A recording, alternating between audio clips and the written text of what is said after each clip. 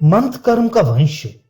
अब इस मंथ का उद्दालक आरुणि ने अपने शिष्य वात्सल्य याज्ञवल्क्य को उपदेश करके कहा था, यदि कोई इस मंत्र को सूखे ठूंठ पर ढाल देगा तो उसमें शाखाएं उत्पन्न हो जाएंगी और पत्ते निकल आएंगे। इस मंत्र का वात्सल्य याज्ञवल्क्य ने अपने शिष्य मधुपेंगे को उपदेश करके कहा था, यदि कोई इसे सूखे ठूंठ पर डाल देगा तो उसमें शाखाएं उत्पन्न हो जाएंगी और पत्ते निकल आएंगे।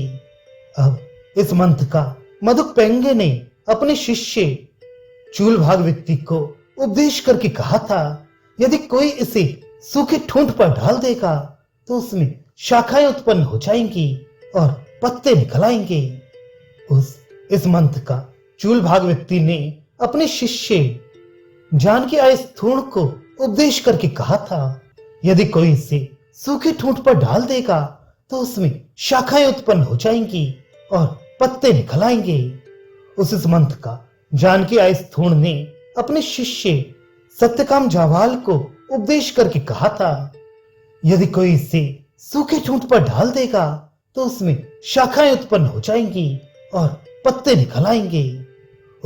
इस मंत्र का सत्यकाम जावाल ने अपने शिष्यों को उपदेश करके कहा था, यदि कोई इसे सूखे ठूंठ पर डाल देगा तो उसमें शाखाएं उत्पन्न हो जाएंगी और पत्ते निकल आएंगे। इस मंत्र का जो पुत्र या शिष्य ना हो उसे उपदेश ना करे।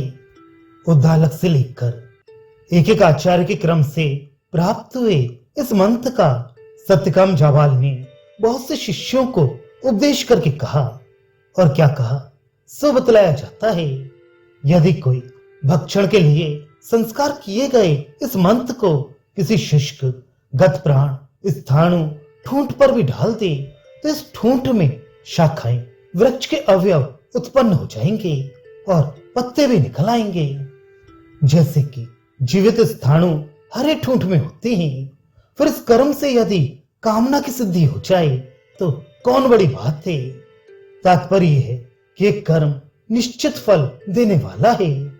इस प्रकार ये उक्ति कर्म की स्तुति के लिए है। विद्या प्राप्ति के 6 तीर्थ अधिकारी हैं। उनमें से इस प्राण दर्शन युक्त मंत्र विज्ञान की प्राप्ति की अनुज्ञा पुत्र और शिष्य 2 ही तीर्थों के लिए है।